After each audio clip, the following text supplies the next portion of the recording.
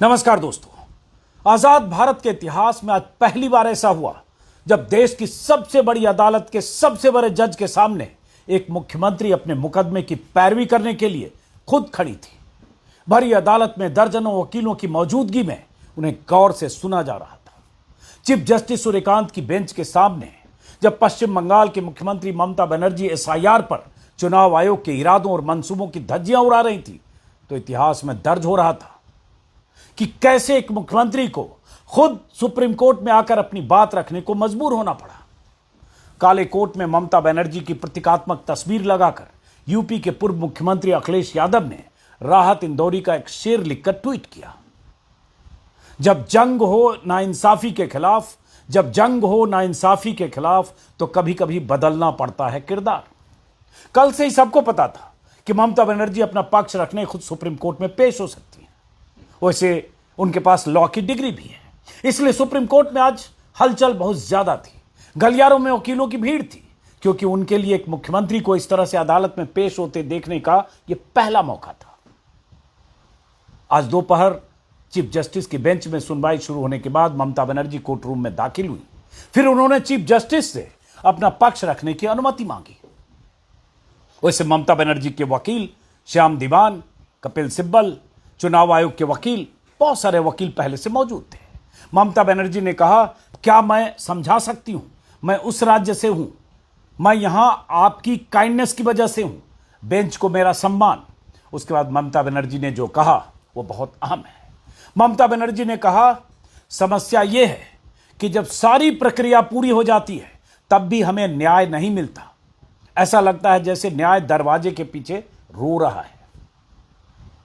जब हमें लगा कि हमें न्याय नहीं मिल रहा है, मैंने चुनाव आयोग को चिट्ठियां लिखी। मैं एक मामूली इंसान हूं, मैं अपनी पार्टी के लिए नहीं लड़ रही हूं। ममता बनर्जी ने एसआईआर को लेकर चुनाव आयोग की रफ्तार का जिक्र करते हुए कहा कि जो काम 2 साल में होना चाहिए था वो 2 महीने में करने की कोशिश की जा रही है। 100 से ज्यादा लोगों की जानें जा चुकी हैं, लेकिन चुनाव आयोग अपनी जिद पर अड़ा है।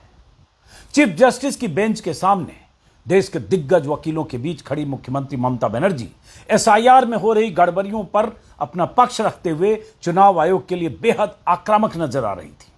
जजों के सामने चुनाव आयोग को व्हाट्सएप आयोग तक कह दिया ममता बनर्जी ने। व्हाट्सएप यूनिवर्सिटी तो हमने सुना, आज पहली बार सुना इलेक्शन कमीशन को WhatsApp commission. Bar and bench के हवाले से ममता बनर्जी की दलीलों का यह हिस्सा देखिए। सौजन्य सुप्रीम कोर्ट, सुनिए। Final authority, election commission, WhatsApp commission. WhatsApp commission is saying it is only the micro observer. Only they are deleting all the names. They are all government of India officials. They are, in one of the matters, government is a party. But and the problem is that they are not allowing the people. They are not allowing the officials. दरअसल जिस तरह से पश्चिम बंगाल में micro observer बहाल हुए हैं, लाए गए हैं दूसरे राज्यों से, उस पर ममता बनर्जी को ऐतराज है। ममता बनर्जी का कहना है बीजेपी शासित राज्यों से माइक्रो ऑब्जर्वर्स वहां लाए गए हैं। चुनाव आयोग का कहना है कि जितने अफसर्स उन्हें चाहिए थे राज्य सरकार ने उन्हें उतने अफसर नहीं दिए, इसलिए उन्हें माइक्रो ऑब्जर्वर्स लाने पड़े। और ममता बनर्जी का कहना है कि माइक्रो ऑब्जर्वर्स की मंशा पर उन्हें संदेह है, लेकिन खास बात कि व्हाट्सएप कमीशन कहा उन्होंने। ममता बनर्जी ने अपनी दलील में कहा कि दूसरे राज्य में चुनाव आयोग सभी दस्तावेज स्वीकार कर रहा है, लेकिन पश्चिम बंगाल के मामले में उन दस्तावेजों को खारिज किया जा रहा है। और यह ऐसे समय में हो रहा है जब त्योहार और फसल कटाई का मौसम है और बड़ी संख्या में लोग बाहर हैं। और यह कहते वक्त ममता बनर्जी ने चीफ जस्टिस को संबोधित करते हुए कहा है, क्या वे आपके आदेशों की अवहेलना कर सकते हैं? सुनिए जरा यह हिस्सा भी बार एंड बेंच के हवाले से। Courtesy supreme court. Sir, can they even violate your order? Number 2, sir, we are grateful. Bengal people are so happy that this court gave order that Aadhaar card will be one of the proof documents. But they said no. with other card. Sir, in other state, sir, the domicile certificate is allowed. Sir, the family registered card is allowed. Sir, the government housing card is allowed. The health card is allowed. The bank books means whatever caste certificate is allowed. Only they targeted Bengal on the eve of election. Sir, 4 state opposition state are going for on the eve of election. But why after 24 years, what was the hurry to do it?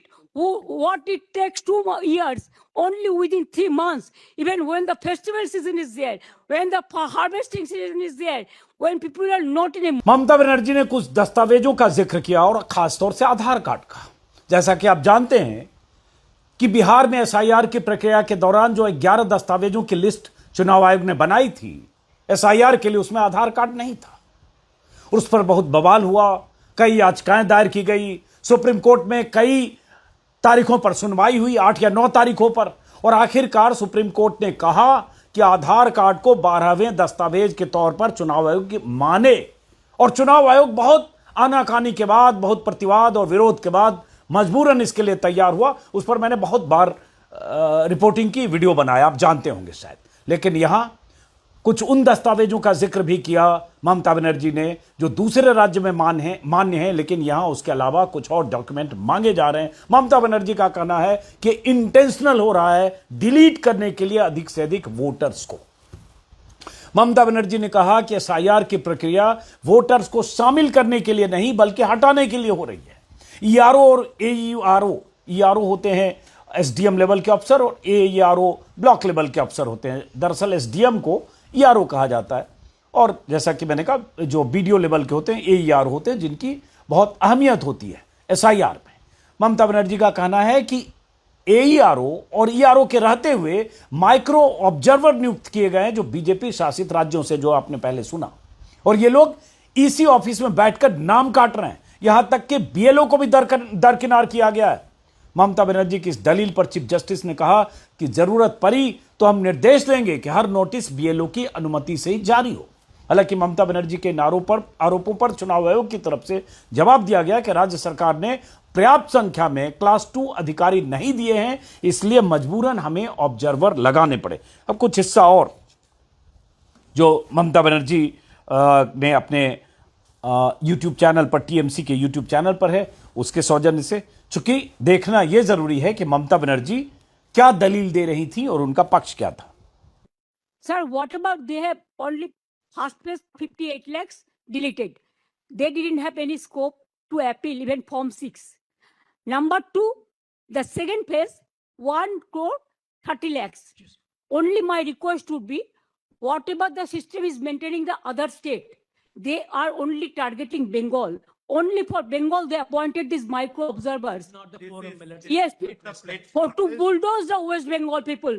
My humble submission will be, sir, the logical discrepancy case not to be deleted, and there should be, as it is, it should be cleared by the DO and the ERO, not with the micro observer, not with the role observers.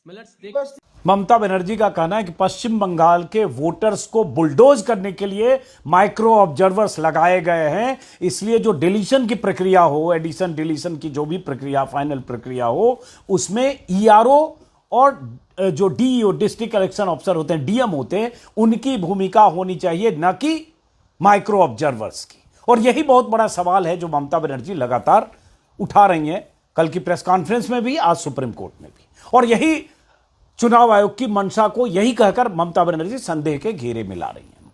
Chief justice ने कहा कि पश्चिम बंगाल सरकार class 2 अधिकारियों और SDM की list दे और चुनाव आयोग सारे मुद्दों पर जवाब लेकर आए। अब इसकी सुनवाई सोमवार को फिर होनी है। पश्चिम बंगाल में एसआईआर को लेकर ममता बनर्जी लगातार चुनाव आयोग को घेर रही हैं, पक्षपात करने और गलत तरीकों से लाखों लोगों के नाम काटने के आरोप लगा रही हैं और लगातार मुखरता से चुनाव आयोग के खिलाफ अब तक जो लड़ाई ममता बनर्जी पश्चिम बंगाल में लड़ रही थी, वो लड़ाई आज ममता बनर्जी सुप्रीम कोर्ट में लड़ती नजर आ रही थी। दरअसल उन्होंने 28 जनवरी को सुप्रीम कोर्ट में याचिका दायर करके चुनाव आयोग और पश्चिम बंगाल के मुख्य निर्वाचन अधिकारी को पार्टी बनाया, मतलब पक्षकार बनाया, और यह आरोप लगाया कि पश्चिम बंगाल को चुनाव आयोग खास तौर से टारगेट कर रहा है। और आज उन्हें अपना पक्ष रखने का मौका मिला और उसके बाद सुप्रीम कोर्ट में यह सब हुआ।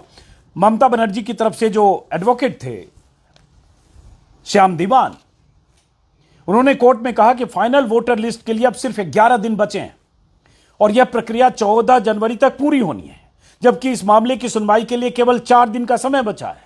राज्य में करीब 32 लाख अनमैप्ड वोटर्स हैं और लगभग 3 करोड़ 26 लाख नामों में लॉजिकल डिस्क्रिपेंसी पाई गई है, जो कुल मतदाताओं का 20% है। श्याम दीवान ने कहा कि चुनाव आयोग को लॉजिकल डिस्क्रिपेंसी लिस्ट में शामिल हर मतदाता का नाम सार्वजनिक करना चाहिए। सुप्रीम कोर्ट के पूर्व निर्देशों के बावजूद कई मामलों में केवल नाम, उम्र और लिंग दर्ज है, जबकि यह नहीं बताया गया कि मतदाता का नाम सूची से क्यों हटाया गया। लोगों को यह जानने का अधिकार है कि वो वोटर लिस्ट में क्यों नहीं है। इस पर सीजेआई ने कहा कि उन्हें बताया गया कि यह प्रक्रिया एक सामान्य सूचना नहीं है, बल्कि संबंधित लोगों को व्यक्तिगत नोटिस दिए जा रहे हैं। और सीजेआई ने सवाल किया कि जब बंगाल में बीएलओ पर दबाव और मौतों की बातें सामने आ रही है, तो असम जैसे राज्यों में ऐसा क्यों नहीं हो रहा है। उसके अलावा सुप्रीम कोर्ट में क्या हुआ ना, यह भी हुआ कि इलेक्शन कमीशन ने कहा कि हमें अभी याचिका की कॉपी नहीं मिली है, हमें यह नहीं पता चला कि असली समस्या क्या है, हमें जवाब देने के लिए 1 हफ्ते का समय चाहिए। तो चीफ जस्टिस ने कहा कि आपको कॉपी इसलिए नहीं दी गई क्योंकि यह मामला पहली बार आज आया है, लेकिन सच्चाई यह है कि पूरी प्रक्रिया टाइमलाइन पर है। हमने 10 दिन का अतिरिक्त समय दिया था, अब सिर्फ 4 दिन बचे हैं। और उसके बाद नाम की स्पेलिंग को लेकर जो कंफ्यूजन है, उसको लेकर भी कुछ निर्देश दिए सुप्रीम कोर्ट के चीफ जस्टिस ने। और उसके बाद ममता बनर्जी ने कहा, हम न्याय के लिए आए हैं, चुनाव आयोग को सब बताया लेकिन कोई सुन नहीं रहा है। इस पर चीफ जस्टिस ने टोकते हुए कहा कि ममता मैडम, आपकी ओर से कपिल सिब्बल और अन्य वरिष्ठ वकील अपनी दलील रख चुके हैं। ये सब हुआ। उसके बाद खैर, उसके बाद जो मैंने कहा कि चुनाव आयोग के लिए क्लास 2 अधिकारियों की लिस्ट दी जाए, ये इलेक्शन कमीशन ने कहा। अब अगली सुनवाई सोमवार को होनी है। इसके अलावा कुछ ऐसा जो खास बात हुई, मोटे तौर पर जो खास बात थी मैंने आपको बता दी। अब उसके बाद ममता बनर्जी, चूंकि पश्चिम बंगाल बीजेपी के लिए बहुत अहम है और पश्चिम बंगाल वो सूबा है जहां पिछली बार बीजेपी को ऐसा लग रहा था 2021 में कि बस अब सरकार बनने वाली है, बीजेपी ममता बनर्जी को उखाड़ फेंक सकती है, लेकिन आखिरी वक्त में जब नतीजे आए तो पता चला बीजेपी 77 पर टिकी और ममता बनर्जी ने 2011 और 16 का अपना आंकड़ा पार किया। तो इस बार बीजेपी फिर पूरी ताकत से ममता बनर्जी को सत्ता से हटाने के लिए जोर लगाएगी। लेकिन ममता बनर्जी का आरोप चुनाव आयुक्त को लेकर है कि यह सब चुनाव आयुक्त और बीजेपी की साठगांठ से हो रहा है। कल ममता बनर्जी मुख्य चुनाव आयुक्त से भी मिली और चुनाव आयोग के खिलाफ तीखे तेवर वाले बयान भी दिए। मुख्य चुनाव आयुक्त से मुलाकात के बाद ममता बनर्जी ने कहा था कि मैंने आज तक ऐसा झूठा और अहंकारी मुख्य चुनाव आयुक्त नहीं देखा। ममता ने सवाल उठाए, वही जो बार बार कर रही हैं, कि चुनाव के ठीक पहले एसआईआर क्यों किया जा रहा है। अब फरवरी में ही चुनाव की अधिसूचना जारी होने वाली है। ऐसे में बिना प्लानिंग, बिना मैपिंग, बिना ट्रेनिंग, बिना इंफ्रास्ट्रक्चर के 2-3 महीने में क्या यह प्रक्रिया पूरी की जा सकती है। चुनाव आयोग ये जल्दबाजी क्यों कर रहा है। तो ममता बनर्जी की बात सुप्रीम कोर्ट ने सुनी। सोमवार को सुनवाई की अगली तारीख है। सुप्रीम कोर्ट का रुख क्या होता है, चुनाव आयोग की तरफ से जवाब क्या आता है, इसका तो हमें इंतजार करना पड़ेगा। लेकिन एसआईआर की प्रक्रिया पर सवाल बिहार में भी उठे, सवाल बंगाल से भी उठे और सवाल ये कि इसके पीछे मंशा क्या है। और अगर बार बार विपक्ष आरोप लगाता है कि चुनाव आयोग और बीजेपी की मिलीभगत है, राहुल गांधी तमाम तरह के सबूत पेश कर देते हैं, तो सुप्रीम कोर्ट के लिए क्या ये सारे सवाल जो ममता बनर्जी की तरफ से उठाए गए क्या मायने रखते हैं। सुप्रीम कोर्ट का ऑर्डर कुछ ऐसा आता है जैसी अपेक्षा या उम्मीद ममता बनर्जी कर रही हैं, जिस तरह से आज सुप्रीम कोर्ट में खुद अपना पक्ष रखने गई थी। हमें इंतजार करना पड़ेगा। फिलहाल इस वीडियो को यहीं खत्म करते हैं। नमस्कार।